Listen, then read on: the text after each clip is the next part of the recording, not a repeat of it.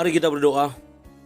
Bapa Sorgawi, Bapa yang kami sembah dalam nama anak-Mu Tuhan Yesus, sungguh kami sangat bersyukur berterima kasih kepadamu Bapa untuk segala kasih dan kebaikan kemurahan Tuhan yang Tuhan berikan kepada kami sampai dengan pagi hari ini. Kami boleh tidur dengan tenang, bangun dengan selamat pada pagi hari ini tanpa kekurangan suatu apapun. Itu semua karena kasih dan kebaikan kemurahan Tuhan. Sebelum kami mulai aktivitas kami pada pagi hari ini, izinkan kami untuk bersekutu dengan Tuhan, berdoa, memuji muliakan nama Tuhan, dan mendengarkan kebenaran firman Tuhan melalui channel YouTube ini.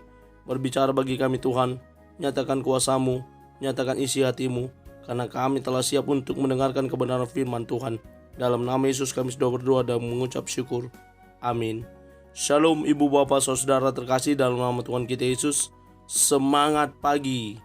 Bertemu kembali di channel Rionando Butar-Butar dalam khotbah 5 menit aja toko 5 untuk renungan harian. Renungan pada hari ini saya ambil dari kitab 1 Petrus pasal yang kedua ayat yang ke-23. Demikian kesaksian firman Tuhan. Ketika ia dicaci maki, ia tidak membalas dengan mencaci maki. Ketika ia menderita, ia tidak mengancam, tetapi ia menyerahkannya kepada Dia yang menghakimi dengan adil. Tidak melakukan pembalasan. Ibu bapak saudara terkasih dalam nama Tuhan kita Yesus, dalam kehidupan sehari-hari mungkin kita pernah mendengar beberapa statement seperti ini. Gua sih asik-asik aja selama dia nggak nyenggol gua, ya gua biasa aja. Tapi kalau dia nyenggol gua akan balas 3 kali lipat katanya. Atau yang lain berkata, ya kalau dia berbuat jahat, saya bisa lebih jahat lagi dari apa yang dia lakukan. Standar kehidupan sehari-hari yang dilakukan oleh beberapa orang adalah melakukan pembalasan ketika mereka disenggol, ketika mereka dijahati, ketika orang berbuat jahat kepada dia. Dan nats renungan harian pada hari ini memang agak sedikit berat untuk dilakukan. Karena apa? Teladan Yesus yang menunjukkan bagaimana dia tidak melawan, bagaimana dia tidak membalas. Ketika ia dicaci, ia tidak membalas dengan mencaci maki. Dan kita diminta untuk harus tidak membalas caci maki orang dengan mencaci maki. Sementara di tengah jalan ketika kita hampir terserempet saja, langsung kata-kata caci makian yang keluar dari mulut kita. Langsung klakson yang keras akan keluar dari reaksi kita.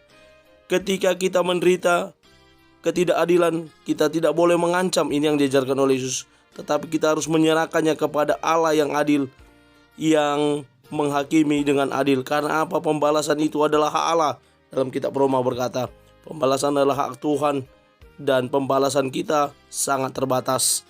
Tetapi pembalasan Tuhan sangat dahsyat. Ya, saya kutip perkataan dari renungan harian Kristen, pembalasan itu adalah hak Tuhan, bukan hak kita. Pembalasan kita sangat terbatas, tetapi pembalasan Tuhan sangat dahsyat. Dan dalam kehidupan ini, ketika kita mau meneladani apa yang dikatakan Yesus, maka kedamaian itu akan benar-benar terjadi. Kenapa saya katakan ketika orang tidak lagi membalas yang jahat dengan yang jahat, tetapi walaupun dijahati tetap melakukan kebaikan, maka makin akan banyak orang di dunia ini yang melakukan berbagai kebaikan-kebaikan. Dan ketika kebaikan terus ditaburkan, maka teladan Kristus itu akan tetap dapat diimplementasikan dalam kehidupan sehari-hari. Dalam renungan harian Kristen berkata,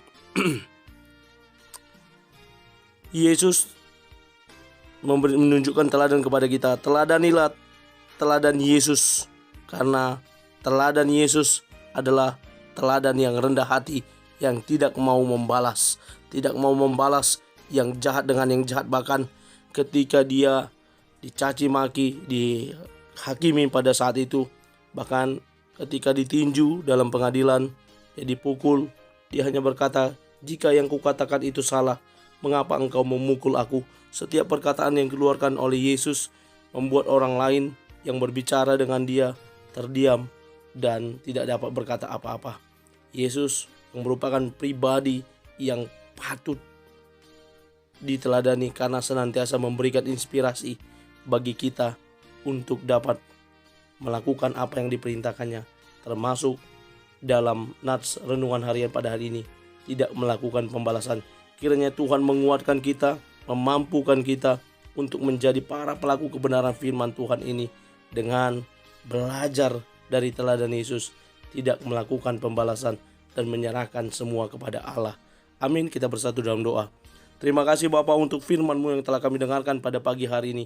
Mampukan kami untuk menjadi pribadi-pribadi yang mampu meneladani apa yang diajarkan oleh Tuhan Yesus pada hari ini melalui renungan harian, di mana kami mau belajar tidak melakukan pembalasan, tetapi senantiasa berbuat kasih, karena itulah yang Kau ajarkan kepada kami, anak-anak-Mu Tuhan, untuk senantiasa belajar terus melakukan kebaikan.